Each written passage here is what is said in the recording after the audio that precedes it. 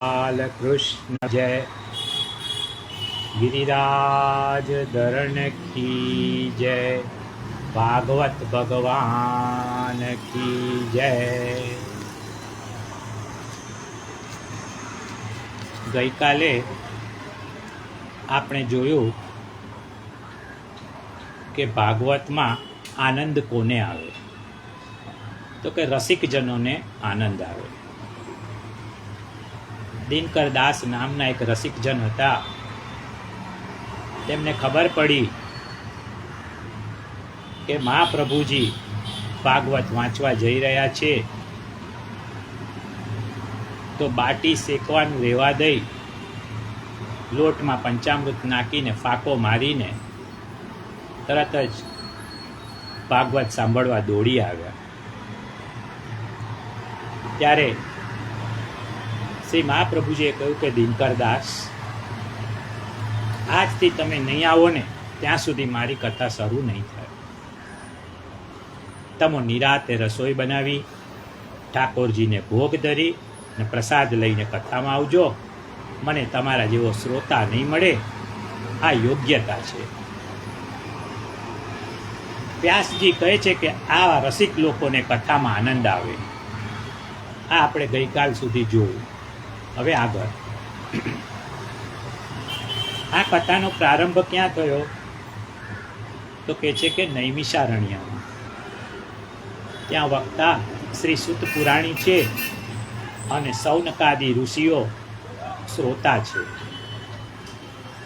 સૌનક મુનિ જે હતા ને, ઋષિ સૌનક ઋષિ, એ મુખ્ય ઋષિ હતા અને એમની સાથે બીજા ઘણા બધા ઋષિઓ હતા ને, એટલે એમનું નામ પડ્યું સૌનકાદી ઋષિઓ.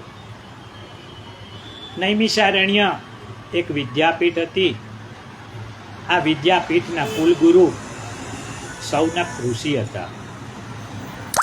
સૌનક મુનિ કુલપતિ એટલા માટે હતા કે એમણે એમની વિદ્યાપીઠમાં 10,000 વિદ્યાર્થીઓને મફત ભણવાની, રહેવાની અને કપડાની વ્યવસ્થા કરી આપી. આ સૌનક મુનિનું બીજા અનેક ઋષિઓ સાથે નૈમિષારણ્યમાં 1000 વર્ષનું જ્ઞાન યજ્ઞ સત્ર ચાલતું હતું. આ ઋષિઓને મંગલ સત્ર દરમિયાન શ્રી કૃષ્ણ કથા સાંભળવાની ઈચ્છા થઈ, જિજ્ઞાસા થઈ. આ ભક્ત, વિરક્ત અને તપસ્વીઓની ઈચ્છા પૂર્ણ કરવા માટે ભગવાનની ઈચ્છાથી નૈમિષારણ્ય ક્ષેત્રમાં સુત પુરાણી પધાર્યા છે. સુત શબ્દ સંબોધન છે. એમનું નામ હતું ઉગ્રશ્રવા. ઉગ્રશ્રવા નામ એટલા માટે હતું કે સાંભળવામાં ખૂબ જ ઉગ્ર એટલે કે પાવરધા હતા. એમના પિતાનું નામ રોમહર્ષણ મુનિ હતું. રોમહર્ષણ મુનિ કથા કહેતા ને, ત્યારે એમના અને એમના શ્રોતાઓના રોમ રોમ હર્ષથી છલકાઈ જાય, તેથી તેમનું નામ પડ્યું રોમહર્ષણ. એમણે એમના પુત્ર ઉગ્રશ્રવાને તમામ શાસ્ત્રોનું જ્ઞાન આપ્યું. તેથી એ ઉગ્રશ્રવા મુનિ એટલે કે સુત પુરાણી નૈમિષારણ્યમાં પધાર્યા. ત્યારે સૌનકાદી ઋષિઓએ એમને પૂછ્યું કે શ્રીમદ ભાગવતની રચના કેવી રીતે થઈ, અને પરીક્ષિતે યુવાનીમાં કથા કેમ સાંભળી. પરીક્ષિતે ભાગવતની કથા સાંભળીને ત્યારે 60 વર્ષના હતા. એ વખતનું આયુષ્ય જોતા પરીક્ષિત તો યુવાન હતા.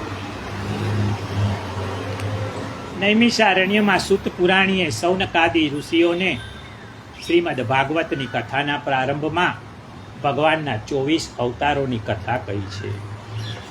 ભગવાનના 24 અવતારોને રોજ યાદ કરવા જોઈએ.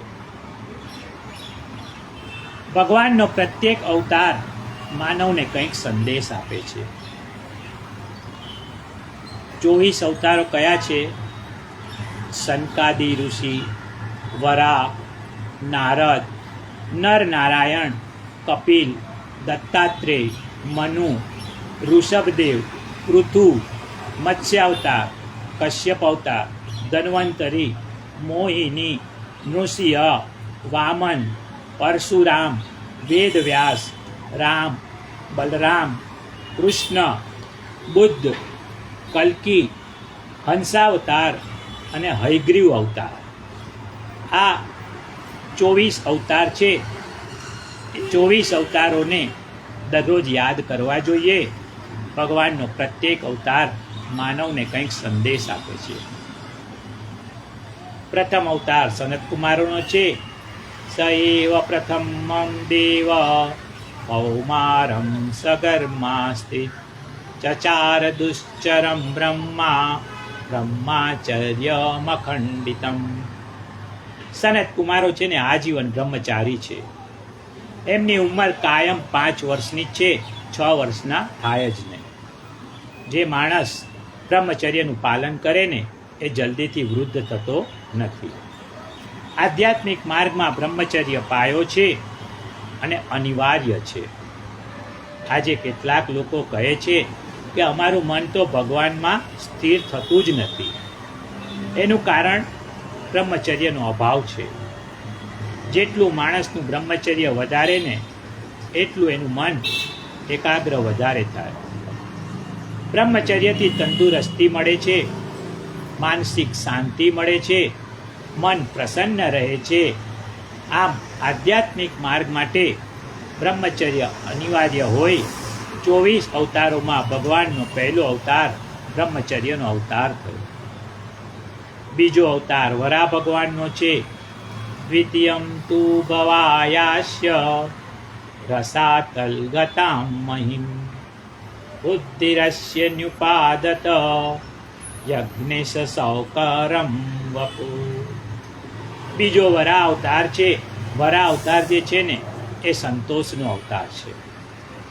હિરણ્યાક્ષ જે છે એ લોભનું પ્રતીક છે. લોભને મારવો હોય ને તો સંતોષથી જ મારી શકાય. કોઈનો મહેલ જોઈ અને આપણી ઝૂંપડી બાળી ન નખાય. મનને સમજાવવું પડે કે ભગવાને એને એની લાયકાત પ્રમાણે આપ્યું છે, મને મારી લાયકાત પ્રમાણે આપ્યું છે. આજે દુનિયામાં અશાંતિ છે ને એનું કારણ કે લોકોમાં સંતોષ નથી. બધાને આજે લાખોપતિ કરોડપતિ બનવું છે. સંતોષ કોને કહેવાય? એક સંતે સરસ કહ્યું છે, સાईं इतना दीजिए जामे कुटुंब समाए, मैं भी भूखा ना रहूं साधु भूखा न जाए. આ સંતોષ છે. હું પોતે ભૂખ્યો ન રહું અને મારા દરવાજે આવેલા સાધુ સંત પણ ભૂખ્યા ન જાય. મારે આથી વધારે કાંઈ જોઈતું નથી. કામનો નાશ સંતોષથી થાય છે. ક્રોધનો નાશ ક્ષમાથી થાય છે. ક્ષમાનો ઉપયોગ હંમેશા પારકા માટે કરવાનો હોય. આપણે ભૂલ કરી હોય ને અને આપણે ક્ષમા કરી દઈએ, પણ બીજાના હાથે ભૂલ થાય ને તો આપણે એને ક્ષમા આપતા નથી. આપણા પોતાની ભૂલ હોય ને તો એ ભૂલની ક્ષમા ન હોય પણ કડક સજા કરવી જોઈએ. આજે પરીક્ષિતને થયું કે મેં ભૂલ કરી છે, ઋષિના ગળામાં સર્પ નાખ્યો છે. તેથી એણે પોતાની જાતને કડક સજા કરી. એણે કહ્યું કે હું 7 દિવસ સુધી ભોજન અને જલનો ત્યાગ કરીશ. રાજાએ પોતાની જાતને કડક સજા કરી અને 7મા દિવસે રાજાએ શરીર છોડી દીધું. ભગવાનનો ત્રીજો અવતાર એ દેવર્ષિ નારદનો છે. આપણે ત્યાં 3 શબ્દ છે, બ્રહ્મર્ષિ, રાજર્ષિ અને દેવર્ષિ. બ્રહ્મર્ષિ કોને કહેવાય? બ્રાહ્મણ કુળમાં જન્મ્યો હોય ને અને જેનું જીવન ઋષિ જેવું હોય ને એ બ્રહ્મ ઋષિ કહેવાય. આજે તો અમુક બ્રાહ્મણો પણ શરાબી થઈ ગયા છે. પૂજ્ય ડોંગરે મહારાજ બ્રહ્મર્ષિ કહેવાય. વિનોબા ભાવે બ્રહ્મર્ષિ હતા. રાજર્ષિ કોણ છે? તો કે રાજકારણમાં હોવા છતાં જીવન ઋષિ જેવું અનાસક્ત હોય ને એ રાજર્ષિ છે. આજની તારીખમાં આપણા પ્રાઇમ મિનિસ્ટર શ્રી નરેન્દ્રભાઈ મોદી રાજર્ષિ કહેવાય. એમનું જીવન જુઓ ઋષિ જેવું છે. સવારે 4 વાગે ઉઠવું, નિયમિત પ્રાર્થના કરવી, કસરત કરવી, એક સાધુ સંન્યાસીને શરમાવે ને એવું સરસ જીવન શ્રી નરેન્દ્રભાઈ મોદીનું છે. અંબરીશ રાજા હતા ને છતાં એ રાજર્ષિ કહેવાયા. રાજકારણમાં હોય છતાં જીવન ઋષિ જેવું હોય ને એ રાજર્ષિ. અને ત્રીજો શબ્દ છે દેવર્ષિ. દેવોમાં જન્મ્યો હોય છતાં જેનું જીવન ઋષિ જેવું હોય ને એ દેવર્ષિ. અરે દેવો તો બધા વિલાસી હોય છે. નારદજી દેવ હતા પણ એમનું જીવન છે ને ઋષિ જેવું હતું. દુનિયાને ભક્તિ સમજાવવા માટે ભગવાને જે અવતાર લીધો ને એ દેવર્ષિ નારદનો અવતાર છે. નારદે નારદ ભક્તિ સૂત્ર લખ્યું, નારદ 5 રાત્ર નામનો ગ્રંથ લખ્યો અને દુનિયાને ભક્તિની સુગમતા સમજાવી. ચોથો નર નારાયણનો અવતાર છે. નરમાંથી નારાયણ કોણ બને? જે તપ કરે ને તે. નર નારાયણ ભગવાને દુનિયાને તપનો સંદેશ આપ્યો છે. તપ કોને કહેવાય? ક્રોધને પી જવો ને, ગુસ્સો આવે ને એને પી જવો ને તપ છે. ઘરમાં ઠાકોરજી પધરાવી નિયમિત સેવા કરવી એ તપ છે. પ્રતિકૂળ સંજોગોમાં પણ મન અસ્વસ્થ ન બને એ તપ છે. ઝાડ ઉપર લટકવું એ તપ નથી. ખરું તપ તો બધું આ છે, પોતાના કામ પોતે જાતે કરી લેવા, કોઈ બીજા ઉપર આધાર ન રાખવો એ તપ છે. બહુ મોટું તપ તો આપણાથી ના થઈ શકે, પરંતુ આવા નાના નાના નિયમો પણ આપણે રાખીએ ને તો એ પણ તપ છે. તપશ્ચર્યાથી જ વ્યક્તિ નરમાંથી નારાયણ બની શકે છે. ઇન્દ્રએ નર નારાયણને ગુસ્સે કરવા ખૂબ પ્રયત્ન કર્યા પણ નર નારાયણને ક્રોધ નહીં આવ્યો. ભગવાનનો એક અવતાર યજ્ઞ નારાયણનો પણ છે. શ્રી વલ્લભાચાર્યજી મહાપ્રભુજી યજ્ઞના 3 સ્વરૂપ બતાવે છે. એક આધિ ભૌતિક યજ્ઞ, બીજો આધ્યાત્મિક યજ્ઞ અને ત્રીજો આધિ દૈવિક યજ્ઞ. સ્વાહા સ્વાહા વાળો જે યજ્ઞ છે ને એ આધિ ભૌતિક યજ્ઞ છે. પણ આ યજ્ઞ ક્યારે સફળ થાય? એમાં છે ને 6 પ્રકારની શુદ્ધિ હોવી જોઈએ. અર્થ શુદ્ધિ, દ્રવ્ય શુદ્ધિ, મંત્ર શુદ્ધિ, કર્તા શુદ્ધિ, દેશ શુદ્ધિ અને કાલ શુદ્ધિ. આવી 6 પ્રકારની શુદ્ધિ હોય ને તો આ સ્વાહા સ્વાહા વાળો એટલે કે આધિ ભૌતિક યજ્ઞ સફળ થાય. આજકાલ આ યજ્ઞો ઘણા લોકો કરે છે પરંતુ એ સફળ થતા નથી. કારણ ઉપર જણાવ્યું છે એમ આ યજ્ઞમાં 6 પ્રકારની શુદ્ધિ હોતી નથી. પરંતુ જો આ યજ્ઞ સફળ થાય ને તો એનું ફળ શું મળે? શ્રી મહાપ્રભુજી કહે છે કે સ્વર્ગની પ્રાપ્તિ થાય. પણ સ્વર્ગ એટલે શું? અત્યારની 5 સ્ટાર જે પંચતારક હોટલનું સુખ એટલે સ્વર્ગ. ગજવામાં પૈસા હોય ને ત્યાં સુધી આવી વૈભવી 5 સ્ટાર હોટલમાં રહેવા મળે. જેવો પૈસો ખતમ એટલે 1 મિનિટ પણ આપણને ત્યાં રહેવા ન દે, રવાના કરી દે. એ જ રીતે પુણ્ય હોય ને ત્યાં સુધી સ્વર્ગમાં રહેવાનું અને પુણ્ય ખતમ થયું એટલે સ્વર્ગમાંથી નીચે મૃત્યુલોકમાં આવી જવાનું. ગીતામાં કહ્યું જ છે, ક્ષીણે પુણ્યે મર્ત્યલોકમ વિશંતિ. શ્રી મહાપ્રભુજી કહે છે કે બીજો યજ્ઞ આધ્યાત્મિક યજ્ઞ છે. આ યજ્ઞ કોને કહેવાય? એકાદશીનું વ્રત કરવું, જન્માષ્ટમીનું વ્રત કરવું, સ્વાધ્યાય કરવો, આ આધ્યાત્મિક યજ્ઞ છે. પરંતુ વ્રત કેવું હોવું જોઈએ? આપણામાં વ્રત કરવાની ઈચ્છા ખરી પણ વ્રતમાં નિષ્ઠા નહીં. એકાદશી કરીએ છતાં ભાવતી ચીજ જોઈએ ને તો મનમાં થાય કે અરે આજે ક્યાં એકાદશી કરી, આ નિષ્ઠાનો અભાવ છે. જીવનમાં વ્રત અનિવાર્ય છે. સાચું બોલવાનું વ્રત લો, કોઈની નિંદા ન કરવાનું વ્રત લો, એકાદશી કરવાનું વ્રત લો, બ્રહ્મચર્ય પાલનનું વ્રત લો, કોઈને કોઈ વ્રત લો. વ્રત સિવાય જીવનનો વિકાસ નહીં થાય. જેને આત્મ વિકાસ કરવો છે ને એણે કોઈક ને કોઈક વ્રતનો આશરો લેવો જ જોઈએ. જેમ ભીષ્મએ બ્રહ્મચર્યનું વ્રત લીધું ને તો મરતા સુધી એનું પાલન કર્યું. મનુષ્યનું જીવન છે, ભગવાને મન તો પશુ અને મનુષ્ય બધાને આપ્યું છે, પરંતુ મનના ઉપર બુદ્ધિ અને વિવેક એ માત્ર મનુષ્યને જ આપ્યા છે. પશુમાં વિવેક બુદ્ધિ હોતી નથી, એટલે આહાર, નિંદ્રા, ભય અને મૈથુન એથી વિશેષ કશું કરી શકે નહીં. ત્યારે મનુષ્યમાં વિવેક છે, બુદ્ધિ છે, એટલે એના દ્વારા એ શું કરવું, શું ના કરવું, ક્યારે કરવું, ક્યારે ન કરવું, આવું બધું વિચારી શકે છે. એક દાખલો છે, એક દિવસ બધા શિયાળ ભેગા થયા અને વિચાર્યું કે આ માણસોની જાત જે છે ને બધા જાત જાતના વ્રત કરે છે, તો લાવો આપણે પણ વ્રત કરીએ. બધા શિયાળવા ભેગા થઈને બ્રહ્માજી પાસે ગયા અને દરવાજે જઈને ઘંટ વગાડ્યો. બ્રહ્માજીએ દરવાજો ખોલ્યો અને આશ્ચર્યથી જોયું તો ઓહો, તમે મારે ત્યાં? ત્યારે બધા શિયાળવા ભેગા થઈને બોલે છે કે ભગવાન, અમને કોઈ વ્રત આપો. બ્રહ્માજીએ કહ્યું કે હા ઠીક છે, આજનો દિવસ સારો છે, ચાલો એક કામ કરો, આજે તમે બધા ઉપવાસ કરો. બધા રાજી થયા, બધા બ્રહ્મલોકથી ઘેર જઈ રહ્યા છે. બ્રહ્માજીએ એમની વ્રત પરની નિષ્ઠા કેવી છે ને એની પરીક્ષા લેવા શિયાળવાની આગળ રસ્તામાં એક મરેલું પ્રાણી દેખાડ્યું.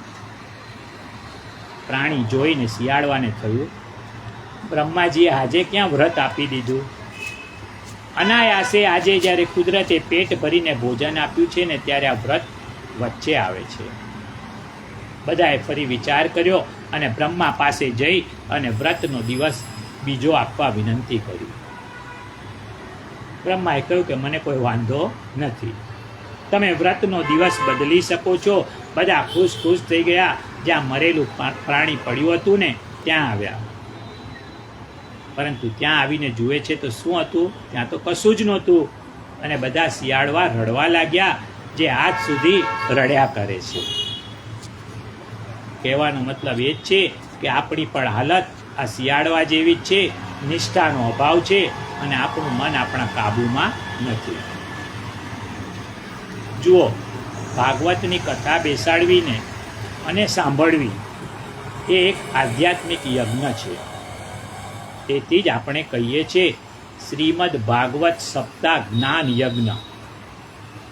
જો આ આધ્યાત્મિક યજ્ઞ સફળ થાય ને તો એનું ફળ શું છે? એનું ફળ છે ચિત્તની વિશુદ્ધિ અને ક્યારેક પ્રભુની પ્રાપ્તિ. ત્રીજો યજ્ઞ જે છે એ આધિદૈવિક યજ્ઞ છે. ઘરમાં ઠાકોરજી પધરાવી એમની સેવા કરવી, એ ઠાકોરજીને વિવિધ પ્રકારની સામગ્રી ધરાવવી, અન્નકૂટ 56 ભોગ ધરવા, એ આધિદૈવિક યજ્ઞ છે. કોઈને પ્રશ્ન થાય કે યજ્ઞમાં તો અગ્નિ જોઈએ અને આવી સેવામાં તો ક્યારે અગ્નિ હોતો નથી, તો પછી આ સેવા યજ્ઞ કેવી રીતે કહેવાય?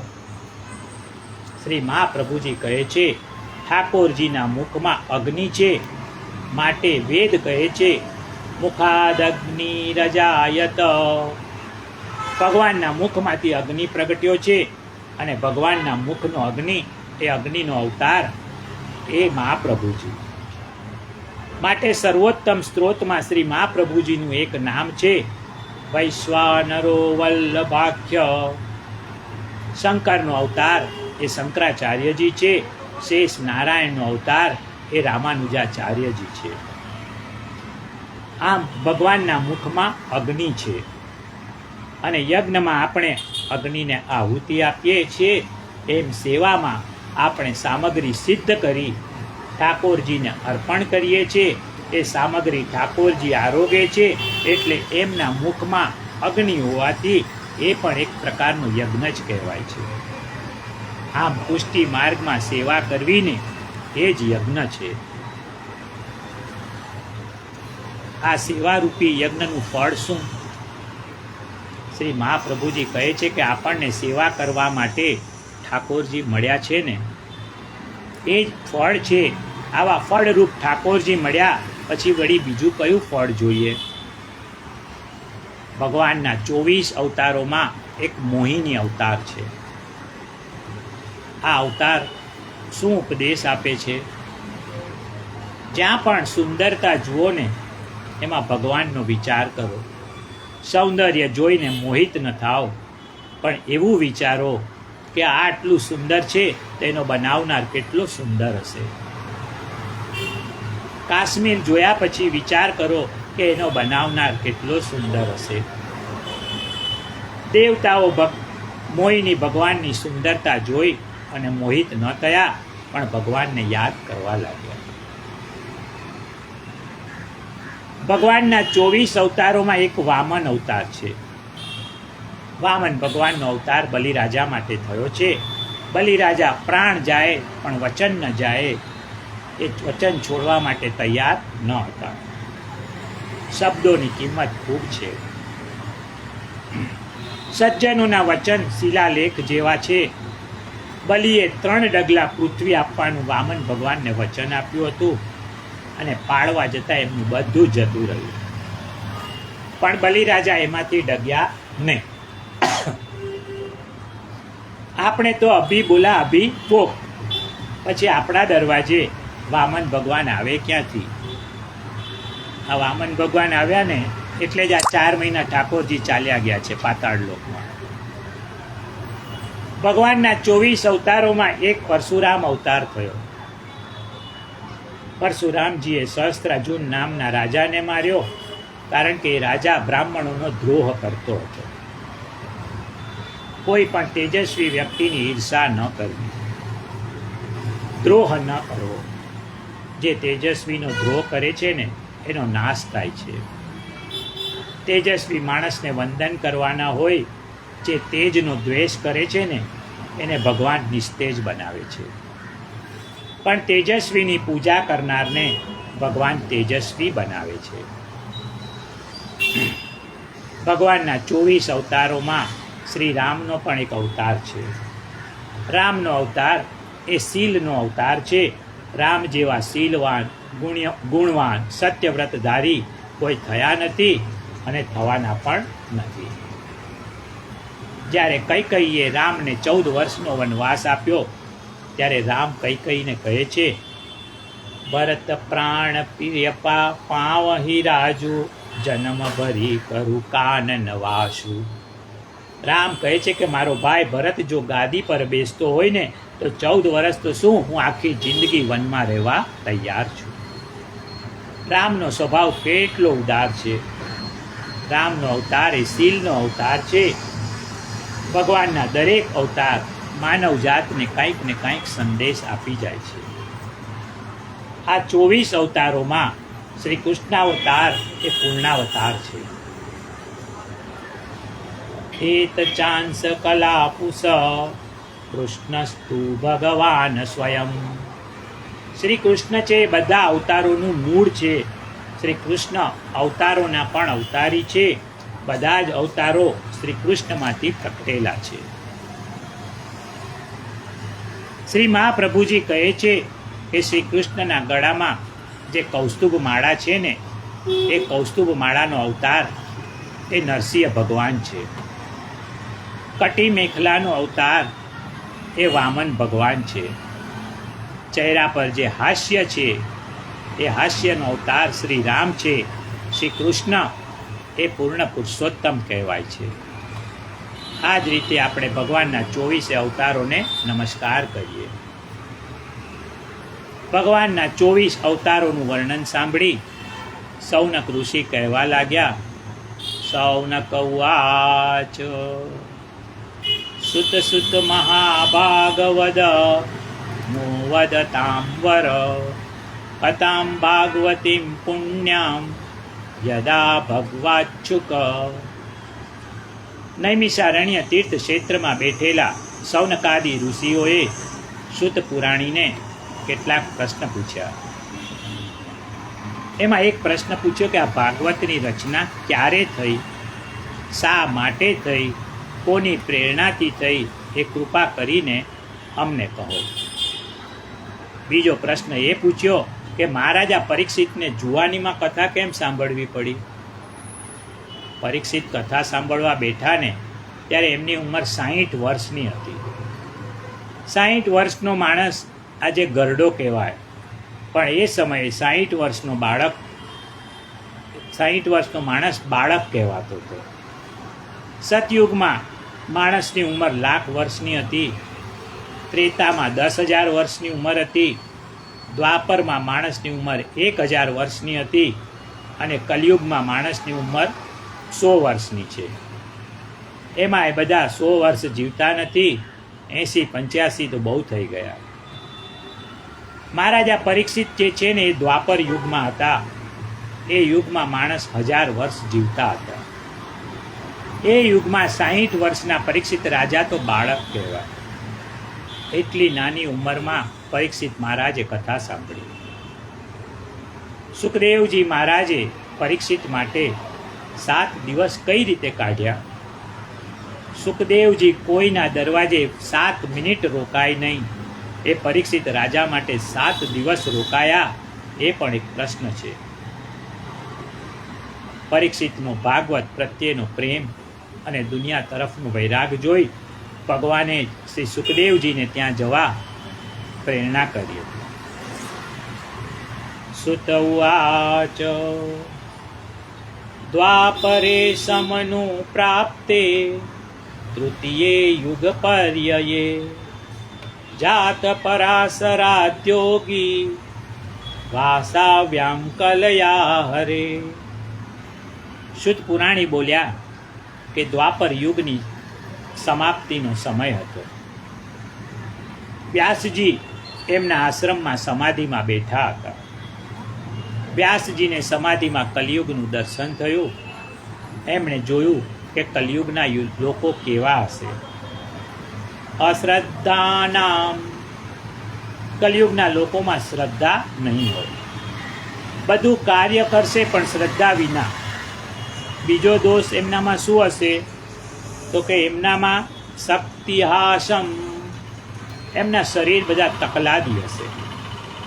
ભૂખ લાગે એની ગોળી, ખાવાનું પચાવવાની તો કે ગોળી, ઊંઘવાની પણ ગોળી, માથું દુખે છે તો કે ગોળી.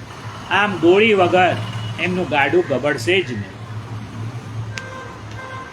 બીજા કયા દોષો હશે કલિયુગના લોકોમાં તો કે હસિતા આયુષ્ય, અલ્પ આયુષ્યવાળા. આજે 30-35 વર્ષના લોકોને હાર્ટ એટેક આવે છે. ભાગવતમાં લખ્યું છે કે કોઈ ગામમાં 30 વર્ષનો માણસ જીવતો હશે ને તો એ આશ્ચર્ય ગણાશે. એટલા ટૂંકા આયુષ્યના લોકો થશે. શરીરમાં જાત જાતના ન સાંભળ્યા હોય એવા રોગો થશે. બીજા દોષોનું વર્ણન કરતા વ્યાસજી કહે છે દુર્મેધાન, એમની યાદ શક્તિ ઘટી જશે. સવારનું સાંજે યાદ નહીં રહે, પણ નહીં યાદ રાખવાનું ઘણું બધું યાદ રાખે છે આજના લોકો. માત્ર કથા વાર્તામાં સાંભળેલું બધું જ ભૂલી જાય છે. એક માજી, એમના ઘરે લગ્ન પતી ગયા પછી એમની છોકરાની વહુ લાડવા લઈને પાડોશીને ત્યાં ઢાંકવા જતી હતી.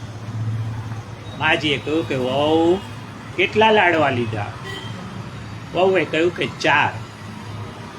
એક કામ કર, એમાંથી એક લાડવો કાઢી લે. પાડોશીને ત્યાં 7 વર્ષ પહેલાં લગ્ન હતા ત્યારે એમણે આપણા ઘરે 3 જ લાડવા ઢાંક્યા હતા, એટલે તું પણ 3 લાડવા ઢાંકી આવ. આ માજીએ 7 વર્ષ પહેલાંની વાત કેવી યાદ રાખી.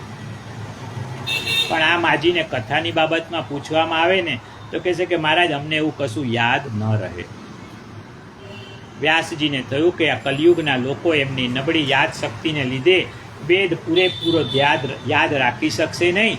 તેથી વ્યાસજીએ વેદના 4 વિભાગ કર્યા. સુત પુરાણી કહે છે કે ભગવાન વેદ વ્યાસે પ્રથમ 17 પુરાણોની રચના કરી. વ્યાસ મહર્ષિનું નામ છે, એક બાદરાયણ કરીને પણ નામ છે. સંસ્કૃતમાં બોરના ફળને બદરી ફળ કહે છે. વ્યાસ મહર્ષિએ બોર ખાઈને તપસ્યા કરેલી, તેથી એમનું એક નામ બાદરાયણ પડ્યું. પરંતુ વ્યાસજીનું મૂળ નામ શ્રી કૃષ્ણ દ્વૈપાયન છે. આ નામમાં શ્રી કૃષ્ણ એટલે કે એમનો વર્ણ શ્યામ હતો, તેથી કૃષ્ણ, અને દ્વૈપાયન એટલે કે એમનો જન્મ દ્વીપમાં થયો હોય, એમનું નામ શ્રી કૃષ્ણ દ્વૈપાયન થયું. અને શ્રી કૃષ્ણ દ્વૈપાયને વેદો અને પુરાણોનો વિસ્તાર કર્યો, એટલે એમને વેદ વ્યાસ નામથી ઓળખવામાં આવે છે. શ્રી વ્યાસ મહર્ષિને મનમાં વિષાદ થયો કે કલયુગના લોકોનો ઉદ્ધાર કેવી રીતે થાય. વ્યાસજીએ વેદના વિભાગ કર્યા, 17 પુરાણો લખ્યા, 1,00,000 શ્લોકનો મહાભારત ગ્રંથ લખ્યો. આટલું કરવા છતાં વેદ વ્યાસને સંતોષ ન થયો. તેઓ વિષાદમાં ડૂબ્યા છે, ઉદાસ છે, એમના મનને શાંતિ નથી. શ્રી વ્યાસજીનો અવતાર છે ને પરોપકાર માટે છે. એમણે સંપૂર્ણ જીવન પરોપકાર માટે ઘસી નાખ્યું, છતાં કહ્યું કે મારે હજી કરવાનું કર્તવ્ય બાકી છે, કાંઈક ખૂટે છે. આમ વિચારતા હતા ને એટલામાં ફરતા ફરતા દેવર્ષિ નારદ ત્યાં આવ્યા. નારદને જોઈને વ્યાસજીને આનંદ થયો. નારદજીનું સ્વાગત કર્યું. આપણે આંગણે કોઈ વૈષ્ણવ આવે ને, કોઈ અતિથિ આવે ને, એનું હૃદયના પૂરા ભાવથી સ્વાગત કરો. અતિથિનું સ્વાગત કેવી રીતે કરવું એ પરમાનંદ દાસ શીખવે છે. એકવાર સુરદાસજી અને દામોદર દાસ હરસાણી બધા ભગવદીઓ પરમાનંદ દાસજીને ઘરે આવ્યા. પરમાનંદ દાસ તો બધાને જોઈને રાજી રાજી થઈ ગયા. અને એમને સુરદાસજી વગેરેનું સ્વાગત કઈ રીતે કર્યું. આયે મેરે નંદનંદન કે પ્યારે, માલા તિલક मनोहर बानी, त्रिभुवन के उजियारे, आए मेरे नंद नंदन के प्यारे. हृदय कमल के मध्य विराजत, श्री व्रजराज दुलारे, आए मेरे नंद नंदन के प्यारे. प्रेम सहित बसत उर मोरे, नेह जूठ रतन टारे, आए मेरे नंद नंदन के प्यारे. परमानंद करत न्योछावर, वारंवार उबारे, के आए मेरे नंद नंदन के प्यारे. પરમાનંદ દાસે ગીત ગાઈને આજે બધાનું સ્વાગત કર્યું છે. કહે છે કે જેના ગળામાં કંઠી છે, જેના કપાળમાં તિલક છે અને જેના મુખમાં ભગવાનની વાણી છે ને, એવા પરમ વૈષ્ણવ મારા ઘેર ક્યાંથી. તાદસી ભગવતીઓનું સ્વાગત કેમ કરવું ને એ શીખવા જેવું છે. કારણ એમના હૃદયમાં ઠાકોરજી જાગૃત સ્વરૂપે બિરાજે છે. ભગવદીઓ એ ઠાકોરજીનું ચલ સ્વરૂપ છે. મૂર્તિ જે છે એ અચલ સ્વરૂપ કહેવાય, એક જ જગ્યાએ હોય. જ્યારે ભગવદીઓ એ ઠાકોરજીનું ચલ સ્વરૂપ છે. સંતો, ભક્તો અને વૈષ્ણવો ભગવાનનું ચલ સ્વરૂપ છે. વ્યાસજી હરખાયા છે. કહે છે કે મારા ઘરમાં ઠાકોરજી તો નિત્ય બિરાજે છે, પરંતુ ભગવાનના લાડીલા એવા નારદ આજે મારા ઘરે ક્યાંથી. એમણે નારદજીનું સ્વાગત કર્યું. નારદે વ્યાસજીના મુખ સામે જોયું. વ્યાસજીનો ચહેરો બહુ ઉદાસ હતો. નારદે પૂછ્યું, વ્યાસજી, આપ ઉદાસ કેમ છો? વ્યાસે કહ્યું કે મને ખબર નથી પડતી કે મારું મન ઉદાસ કેમ છે. મેં કરવા જેવા બધા કામ કરી લીધા છે, છતાં પણ મારા મનને શાંતિ નથી. નારદે કહ્યું કે આપની ઉદાસીનતાનું કારણ હું જાણું છું. વ્યાસ, તમે એવું વર્ણન તો બહુ કર્યું કે ઈશ્વર જગતની મા છે, ઈશ્વર જગતનો પિતા છે, પણ હવે એવું વર્ણન કરો કે જગતના કોઈ માતા પિતાને ત્યાં એ પુત્ર બનીને અવતરે છે. વ્યાસ, તમે એવું વર્ણન તો બહુ કર્યું કે પરમાત્મા અનંત કોટી બ્રહ્માંડોને ધારણ કરે છે, પરંતુ એ જ પરમાત્માને માં યશોદા પોતાના ખોળામાં ધારણ કરે છે ને, એવું વર્ણન તમે નથી કર્યું.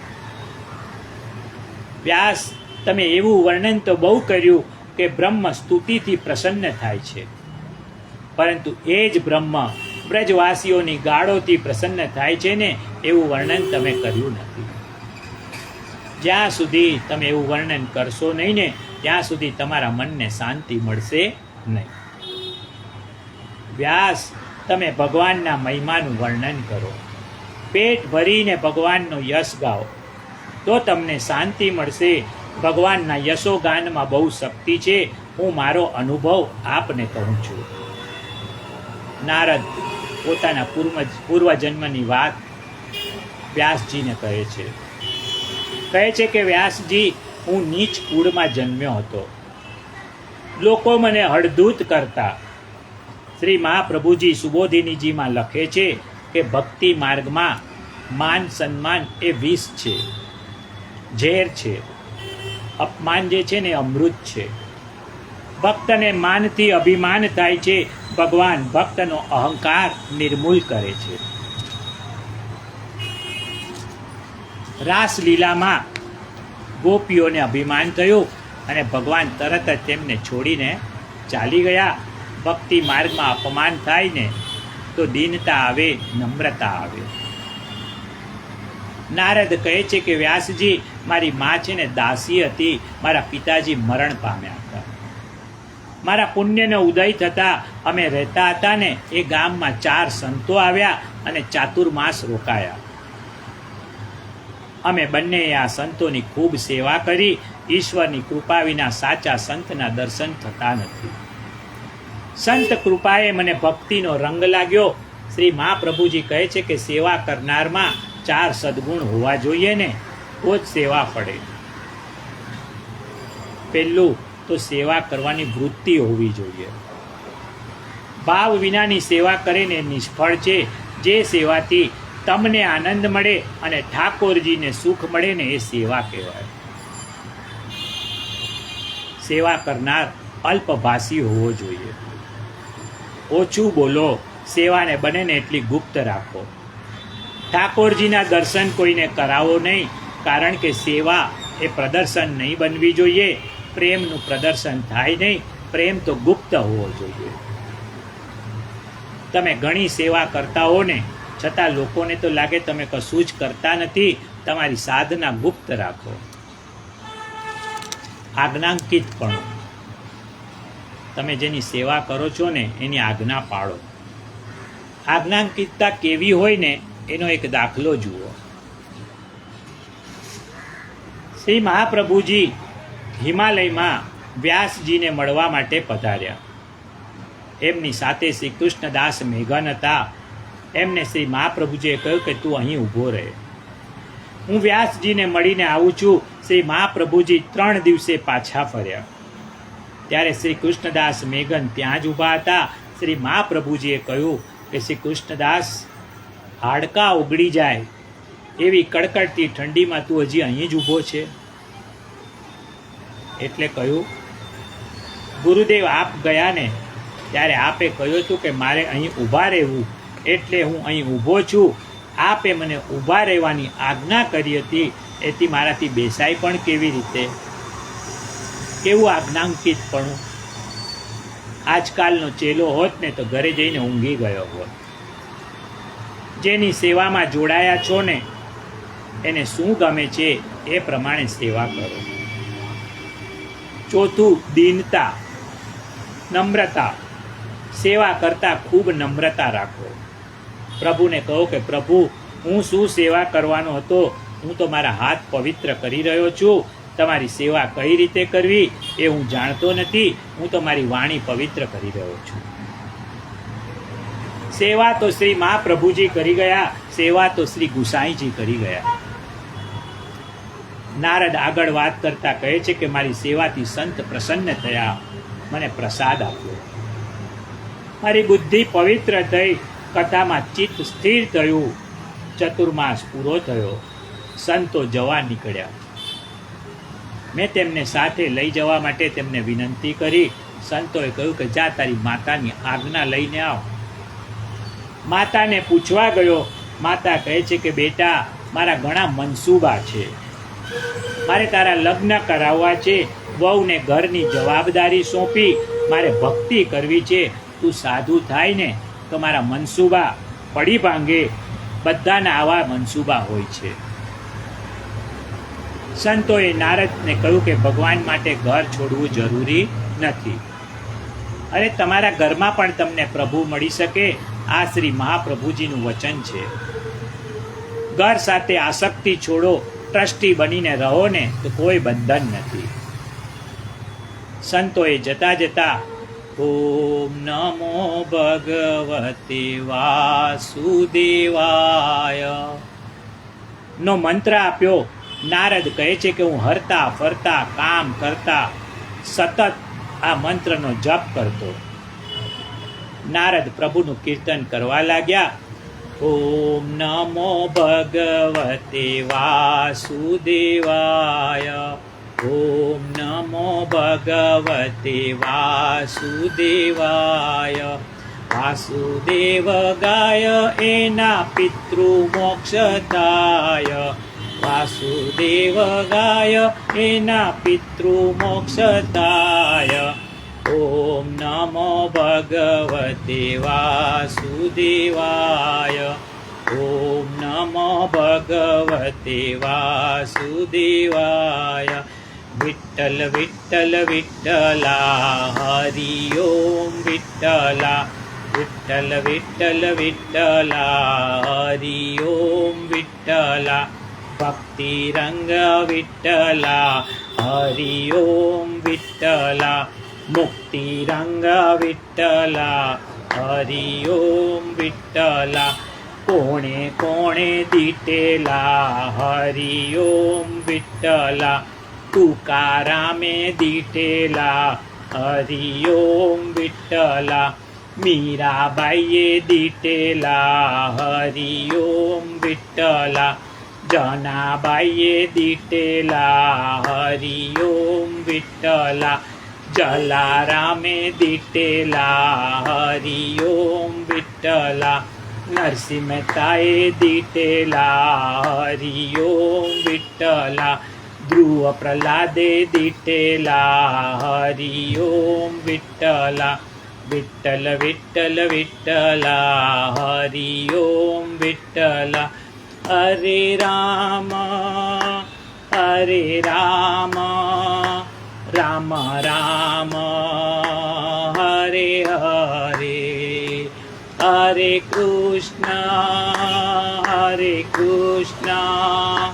કૃષ્ણ કૃષ્ણ હરે હરે.